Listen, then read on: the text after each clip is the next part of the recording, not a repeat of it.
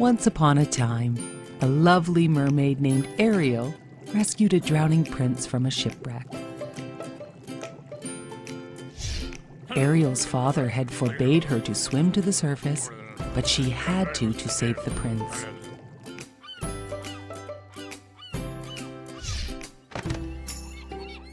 Ariel wanted to be part of the human world so badly.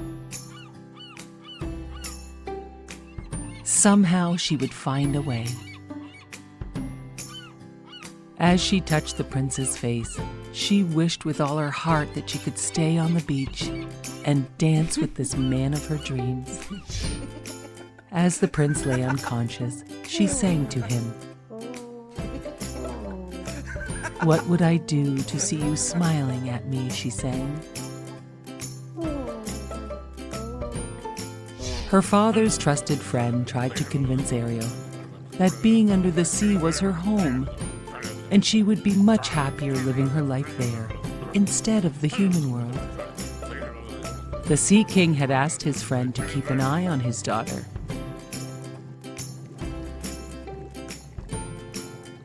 But despite all the king's friend's efforts, he could not convince her because she was in love with the prince. The fish, her only best friend, was the only one who understood her. Her fish friend surprised Ariel with a statue of the prince that had sunk with the shipwreck. "Oh, thank you so much, my friend," Ariel said. "The statue looks exactly like him." Just then, her father, the Sea King, found Ariel in her secret grotto with her collection of things from the world above the sea. He destroyed all of her treasures in an attempt to protect her from the dangers of the human world. Ariel was so upset. Oh no. She sought out the help of the Sea Witch. The Sea Witch made a deal with Ariel. In exchange for the mermaid's voice, the witch would transform Ariel's mermaid tail into legs. The Sea Witch told Ariel she would remain human only if she received a kiss of true love before the sunset on the third day. As Ariel wiggled her newly found toes, the Sea King's trusted friend knew he had to tell the king.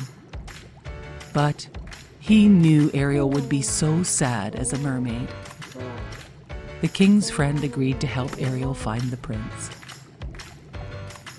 Ariel's seagull friend helped her find a dress, and it wasn't long before the prince arrived. "You are the one!" he exclaimed. "The one I have been searching for!" Ariel nodded but could not speak. "But the girl who rescued me had the most beautiful voice," said the prince. "Perhaps you are not the girl I have been searching for." Still, the prince helped her to the castle, and they had dinner that night. Ariel made the prince laugh for the first time in weeks. He showed her around his kingdom the next day and was enchanted by her enthusiasm for everything, from horses to puppet shows. The prince thoroughly enjoyed Ariel, and that night they went for a quiet, romantic boat ride. As the prince leaned in to kiss Ariel, the Sea Witch made her pet eels tip the boat. Then the Sea Witch hypnotized the prince and transformed herself, pretending to be his mysterious dream girl. She arranged a wedding right away to make sure all of Ariel's plans would fail. Ariel's seagull bird friend gathered all of her ocean friends to help Ariel defeat the Sea Witch's evil plans. Her friends fought the Sea Witch and won, and Ariel's voice was restored. And the spell on the prince was broken. He realized Ariel was his true love, but it was too late, and Ariel was a mermaid again. The evil Sea Witch dragged Ariel back into the sea. But the strong prince would not lose his true love again. and he fought and destroyed the evil sea witch. The Sea King and his trusted friend watched. And the Sea King could see how much his daughter loved the prince. So he granted her wish to marry the prince. All of Ariel's great sea friends applauded as the prince and Ariel were married, and they lived happily ever after. Long ago, in a small village, a woodcarver named Geppetto made a wooden puppet. It looked so much like a real boy that Geppetto gave it a name, Pinocchio. The old man was so happy, he showed the puppet to his cat Figaro and his goldfish Cleo. As Geppetto showed his puppet to his dear pets, a small cricket named Jiminy Cricket snuck into Geppetto's house to have a warm night's sleep. Jiminy Cricket watched as Geppetto set the puppet down and gazed out the window at the stars. "Look at that! The wishing star!" Geppetto cried. Geppetto wished Pinocchio was a real boy. Soon it was bedtime, and Geppetto, Figaro, Cleo, and Jiminy Cricket all fell asleep. Before long, a beautiful light filled the workshop and woke up Jiminy Cricket. It was the Blue Fairy. She had heard Geppetto's wish and was there to make Pinocchio a real boy. She touched the puppet with her magic wand, and Pinocchio came to life. But Pinocchio had to prove he was brave, truthful, and unselfish to become a real boy. The Blue Fairy knew Pinocchio would need help, so she made Jiminy Cricket his helper, so he would help him to choose between right and wrong, and prove himself. Geppetto was delighted with Pinocchio, and he sent him off to school like a good parent. On the way to school, Pinocchio met a sly fox, who said Pinocchio could make a lot of money and didn't have to go to school. Jiminy Cricket didn't trust the sly fox. The sly fox said he could spend all of his time having fun in the theater instead of studying at school. Pinocchio said, "Okay!" and off he went with the sly fox to the theater owner. That night, the theater owner put Pinocchio on stage. He was a big hit as he sang and danced for the crowd. The crowd threw money on the stage. Jiminy Cricket, who was in the crowd, worried. After the show, the theater owner locked Pinocchio up and said, "You will live here and make me lots of money." Pinocchio and Jiminy Cricket wondered how he could escape. Luckily, the Blue Fairy arrived. She asked Pinocchio why he missed school. He lied. She asked him more questions, and each time he told a lie, his nose grew longer and longer. The Blue Fairy reminded him to tell the truth if he wanted to be a real boy. Pinocchio promised he would tell the truth. She fixed his nose and set him free. The next day, Pinocchio met the sly fox again. The sly fox convinced Pinocchio to not go to school, but instead play and have fun all day. Pinocchio followed the fox, not returning home after regular school time. Geppetto was worried and went to look for Pinocchio. Geppetto sailed his boat to search for Pinocchio, and he was swallowed up by a huge whale. When Pinocchio returned home from playing all day, he found this out, and he knew he must save Geppetto. Pinocchio and Jiminy Cricket found the huge whale, and they teased him with the fish. The whale grabbed the fish, the pole, Pinocchio, and Jiminy Cricket, and they were all swallowed into his belly. They found Geppetto in the whale's belly too. They must find a way to escape from the whale. They decided they would make the whale sneeze, and they would all escape when the whale opened his mouth. It worked, but when the whale saw them in the water, he thrashed around, knocking everyone about. Pinocchio had to grab Geppetto to save him. After a while, the water settled down and Geppetto and Jiminy Cricket awoke on the beach. They found Pinocchio lying lifeless on the rocks. Geppetto was heartbroken, and he carried his son home in his arms, convinced he had lost Pinocchio forever. Back in the workshop, Geppetto and Jiminy Cricket cried, and then all of a sudden, the blue fairy appeared. She touched her wand on Pinocchio and said, "Awake!" Pinocchio awoke, and the blue fairy said, "By saving Geppetto, you have proven yourself to be brave, truthful, and unselfish." "I am a real boy!" shouted Pinocchio. Pinocchio, Geppetto, Jiminy Cricket, and all the pets celebrated and danced as Geppetto's wish had come true. Pinocchio was a real boy. A long time ago, Mr. and Mrs. Darling lived in London, England, with their children, Wendy, Michael, John, and their sweet dog, Nana. Wendy was always telling her brothers stories about a magical place called Neverland, where a magical boy named Peter Pan lived. No one ever grew old in Neverland. It was full of mermaids, Indians, fairies, and some wicked pirates, too. One night, as Wendy told her brothers a bedtime tale of Neverland, magically, Peter Pan and a magic fairy appeared. Peter Pan wanted Wendy to come with him back to Neverland and never grow old. She agreed, as long as her two brothers could come too. The magic fairy sprinkled her fairy dust to help them fly. And soon, Peter Pan had taught Wendy, Michael, and John how to fly. Back in Neverland, Captain Hook was searching for Peter Pan. He was going to capture him once and for all. Peter Pan took Wendy to the Mermaid Lagoon, while Michael and John went off exploring with Peter Pan's friends, the Lost Boys. In the meantime, Captain Hook had taken Tiger Lily, Peter Pan's friend, prisoner. The captain demanded that Tiger Lily tell him where Peter Pan's secret hiding place is.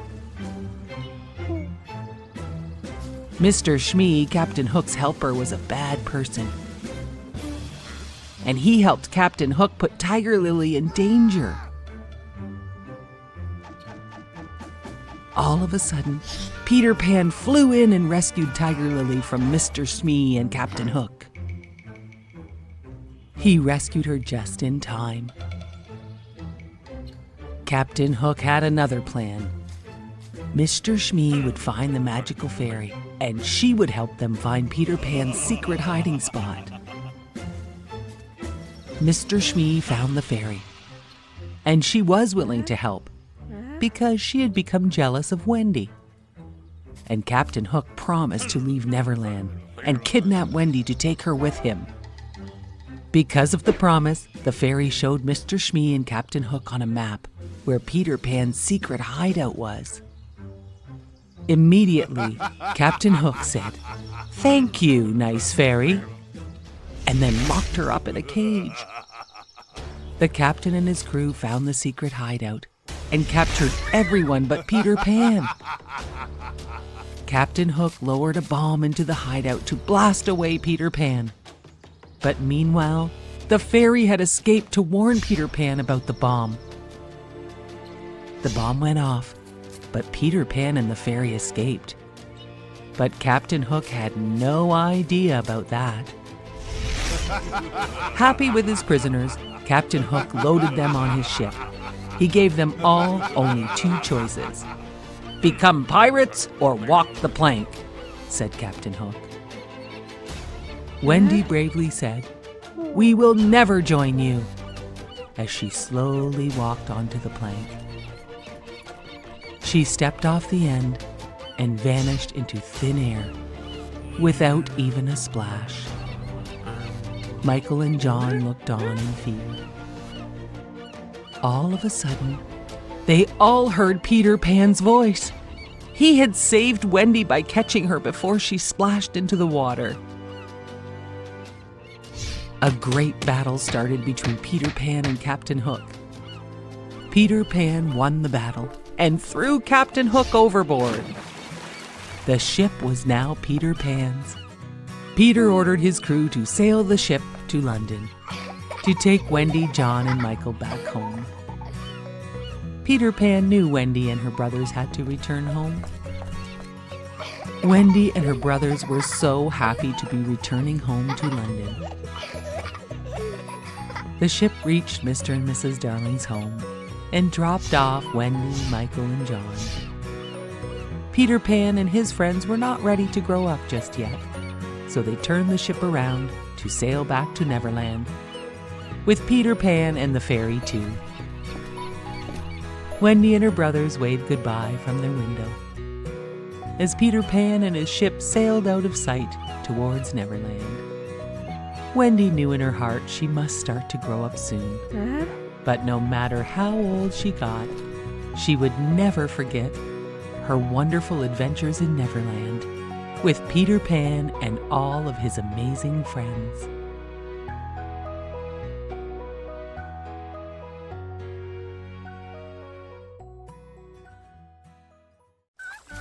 Once upon a time, there was a little girl named Heidi who lived with her aunt in the Alps, the highest mountains in Switzerland. One day, her Aunt Deet decided that Heidi should go and live with her grandfather, even higher up in the Alps mountains. Heidi's grandfather was known by everyone as a grumpy old man. Hey. When Aunt Deet and Heidi arrived, he was not happy when he learned Heidi had come to live with him. Heidi was such a cheerful girl who loved being in the mountains with her grandpa. No. She did not even notice how cranky he was. After a short while, Grandpa really began to enjoy Heidi's company. They grew very attached to each other. Heidi loved to help her grandpa, and she really enjoyed the mountain scenery and fresh air. She made friends with the local goat herd, Peter.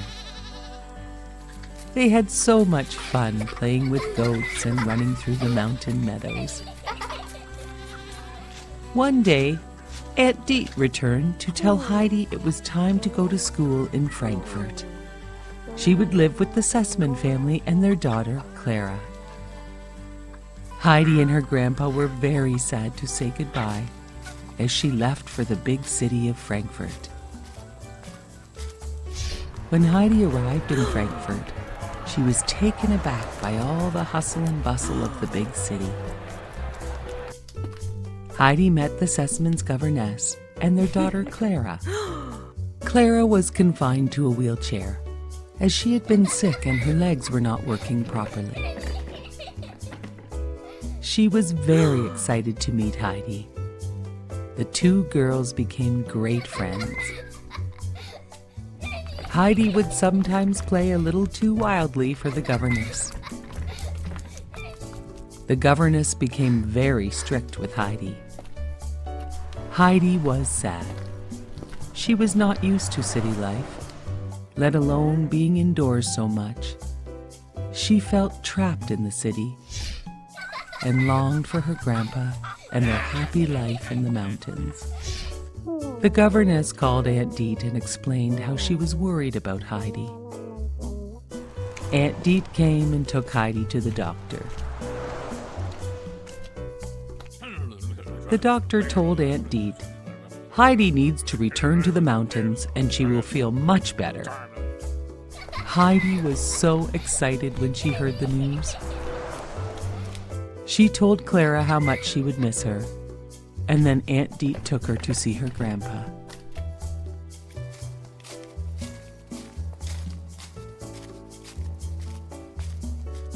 When Heidi arrived at her grandpa's, they were so happy to see each other.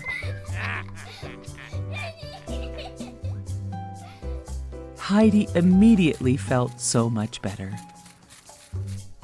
She called Clara to say she missed her, but she was also feeling so much better being back in the mountains. Clara asked her parents if she could visit Heidi. They said yes. Clara's parents also hoped the fresh mountain air would make Clara feel a little better. Clara arrived and played with Peter and Heidi. Clara loved the mountains and the fresh air and the goats. And she also began to feel so much better.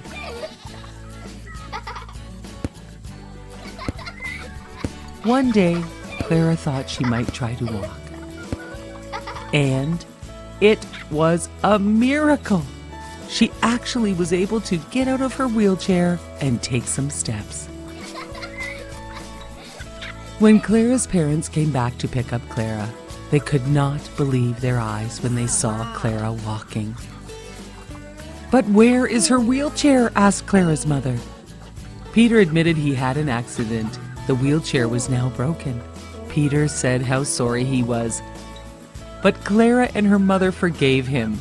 "You helped me learn how to walk, Peter," said Clara. "And for that I am forever grateful." It was now time for Clara to return to the city. They all hugged and promised to remain friends forever. Grandpa declared Clara's miraculous recovery to be a miracle of the Alps mountains and true friendship. Everyone lived happily ever after, exchanging city and mountain visits forever.